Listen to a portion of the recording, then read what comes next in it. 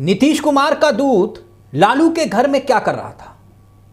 जो बिहार विधानसभा चुनाव में अभी अभी 5 से 6 महीने का वक्त बचा है, उससे पहले नीतीश कुछ करने वाले हैं। नीतीश क्या इंतजार के मूड में अब नहीं है, इसलिए वो वक्फ बिल के बहाने बीजेपी से किनारा करने की स्क्रिप्ट तैयार कर चुके हैं, या फिर वो इंतजार कर रहे हैं। अमित शाह की बैठक के बाद ऐसा क्या हुआ कि नीतीश कुमार ने अपना रुख मोड़ दिया? भले ही दिल्ली से बिहार पहुंचे अमित शाह के साथ नीतीश कुमार की तस्वीरें संकेत दे रही थी कि गठबंधन में सब कुछ ठीक ठाक है, ऑल इज वेल है, मगर शाह के जाते ही नीतीश कुमार ने क्या खेल कर दिया। इतना ही नहीं, पप्पू यादव बिहार की सियासत के एक और किरदार, आखिरकार वो किसके कहने पर नीतीश कुमार को महागठबंधन में वापसी का न्योता दे रहे हैं? वो कह रहे हैं कि गठबंधन में वापस आइए, नीतीश जी आपका स्वागत है।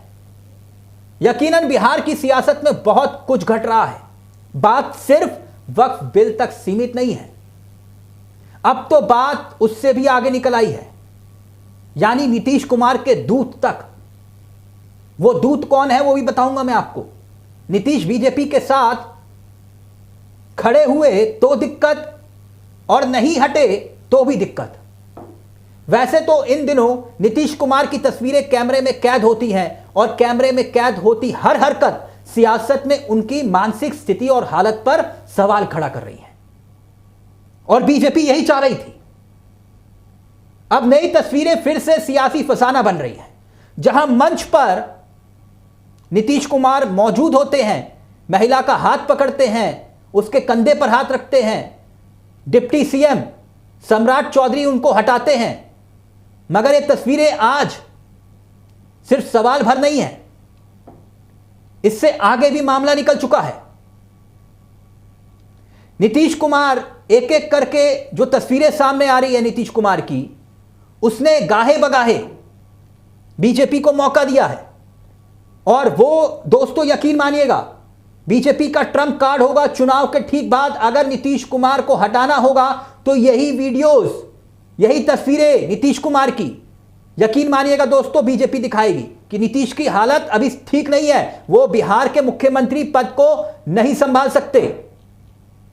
और यही बीजेपी चाह रही है। और मैंने आपसे कहा दोस्तों कि सिर्फ और सिर्फ नीतीश कुमार और ये तस्वीरों तक बात सीमित नहीं रह गई है।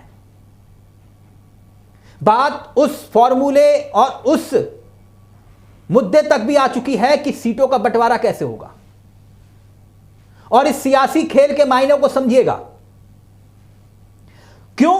क्योंकि जैसे ही अमित शाह दिल्ली की तरफ कूच करते हैं, नीतीश कुमार की पार्टी के एमएलसी, जिनका दूत का मैं जिक्र कर रहा हूं, गुलाम गौस, एकाएक सोमवार को राबड़ी आवास पर पहुंचते हैं, जहां वो मुलाकात करते हैं लालू प्रसाद यादव से।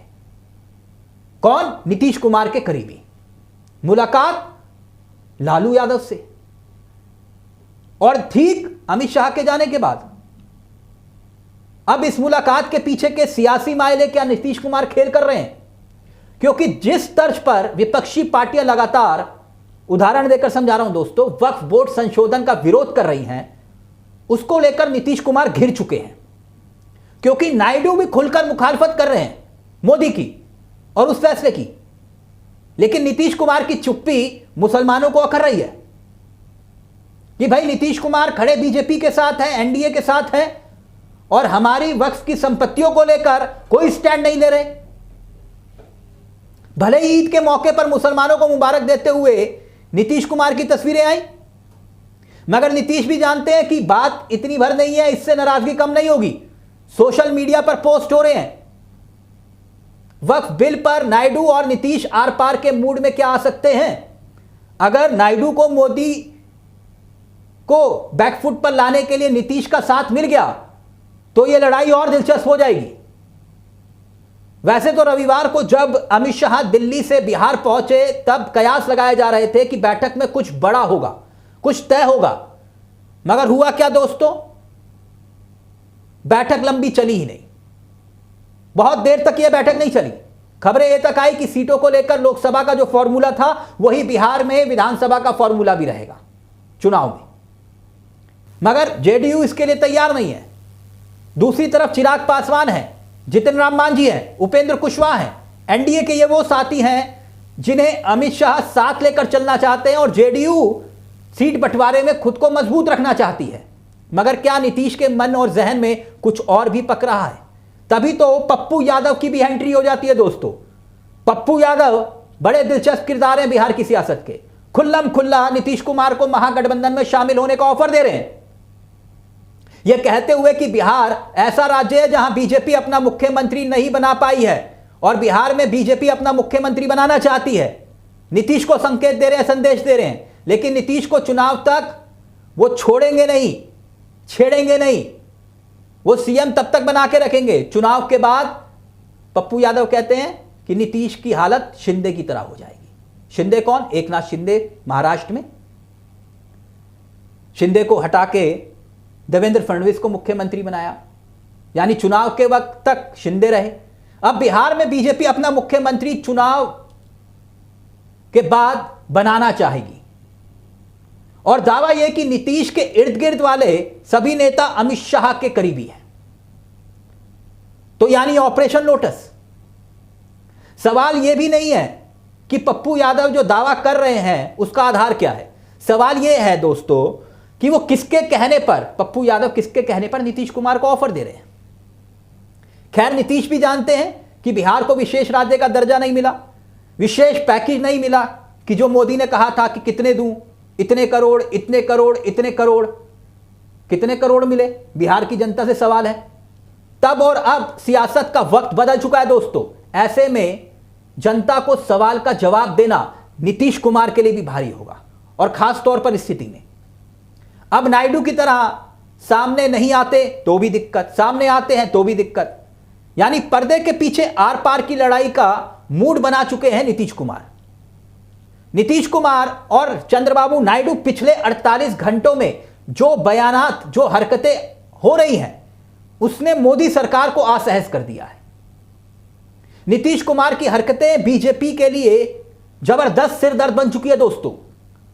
चंद्रबाबू नायडू तो साफ साफ संकेत दे चुके हैं बीजेपी को कि वो नफरती राजनीति के भागीदार नहीं होंगे। वो कह रहे हैं कि वक्फ की संपत्तियों के मुद्दे पर वो मुसलमानों के साथ खड़े हैं, वक्फ की संपत्तियों का संरक्षण करेंगे। और दूसरी तरफ नीतीश कुमार की हरकतें बीजेपी पार्टी के लिए जबरदस्त सिरदर्द बन रही हैं। इसका नुकसान चुनावों में किसको होगा? क्या नीतीश का हाल भी बीजेपी एकनाथ शिंदे की तरह ही करेगी? सिर्फ चुनाव के तक इस्तेमाल करें और उसके बाद tata bye bye Nitish Kumar. यानी नीतीश की राजनीति का यह आखिरी अध्याय होगा, राजनीति का यह आखिरी बारी होगी। इसी को लेकर जेडीयू में भी टेंशन है। मुसलमान एक मुश्त अगर आरजेडी के साथ खड़े हो गए तो जेडीयू का वजूद भी खतरे में आ जाएगा।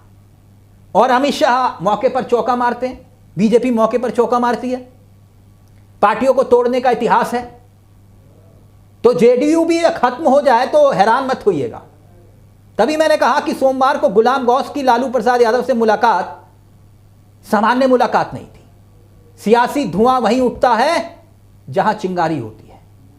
नीतीश वक्फ बिल को लेकर नायडू की तरह झुकने को तैयार होंगे या नहीं?